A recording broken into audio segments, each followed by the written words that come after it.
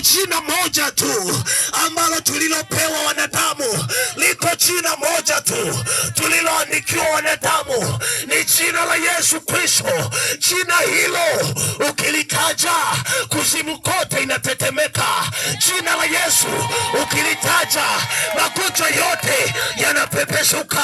Jina la Yesu ukilitaja shida zote zinaondoka.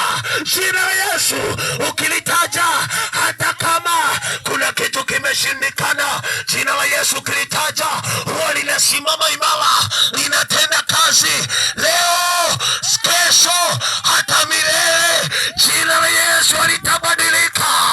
Jina la Yesu ni la milele. Sema amen.